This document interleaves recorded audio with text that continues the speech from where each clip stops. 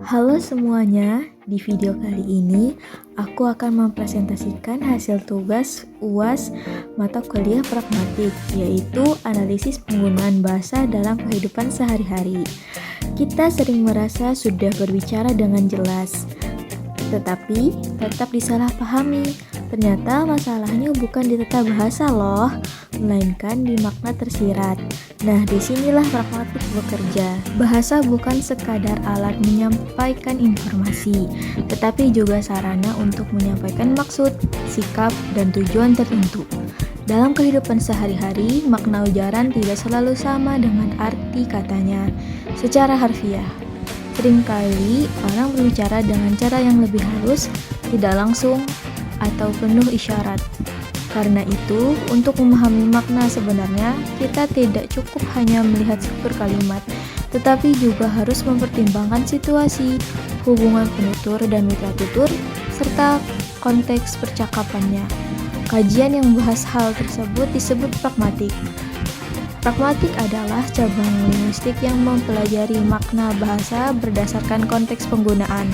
Beberapa konsep penting dalam pragmatik antara lain tindak tutur, yaitu fungsi tindakan dari sebuah ujaran, diksis, yaitu menunjukkan makna berdasarkan situasi, serta implikatur, yaitu makna tersirat yang tidak diucapkan secara langsung. Melalui konsep-konsep ini, kita dapat memahami bahwa satu kalimat bisa memiliki maksud berbeda tergantung kondisi dan tujuan penuturnya. Dalam interaksi keluarga, tuturan tidak langsung sering digunakan untuk menjaga kesopanan dan keakraban. Perintah atau permintaan biasanya disampaikan dalam bentuk pernyataan agar terdengar lebih halus. Namun, cara ini berpotensi menimbulkan kesalahpahaman apabila mitra tutur menafsirkan ujaran secara literal.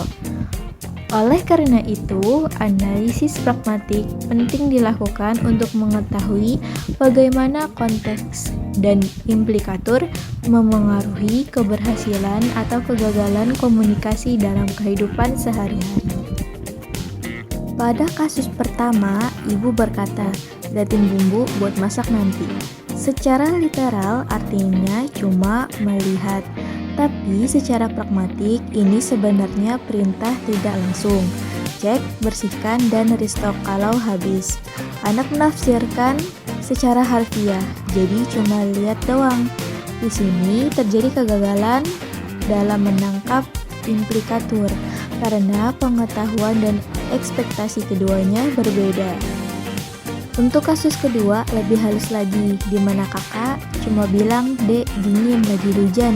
Strukturnya deklaratif, cuma pernyataan, tapi maksudnya sebenarnya tolong matikan kipas.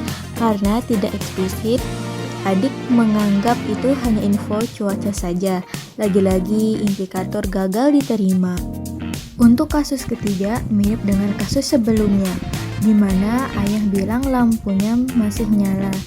Ini terdengar seperti pemberitahuan, padahal maksudnya jelas, suruh matikan lampu biar hemat listrik. Anak menjawab iya, tanpa tindakan. Secara pragmatik, deklaratif ini sebenarnya berfungsi sebagai direktif atau perintah tidak langsung. Dari ketiga data ujaran tadi terlihat pola yang sama. Penutur memakai cara halus dan tidak langsung, tapi mitra tutur memaknainya secara literal. Artinya, konteks dan implikator sangat menentukan keberhasilan komunikasi, bukan sekadar struktur kalimat. Kesimpulannya, kesalahpahaman dalam keluarga bukan karena bahasa yang salah, tetapi karena perbedaan penafsiran makna pragmatik. Tuturan tidak langsung memang terasa lebih sopan, tetapi beresiko ambigu. Jadi, komunikasi efektif butuh dua hal, yaitu kejelasan maksud dan kesadaran konteks. Terima kasih telah menyimak video ini hingga akhir.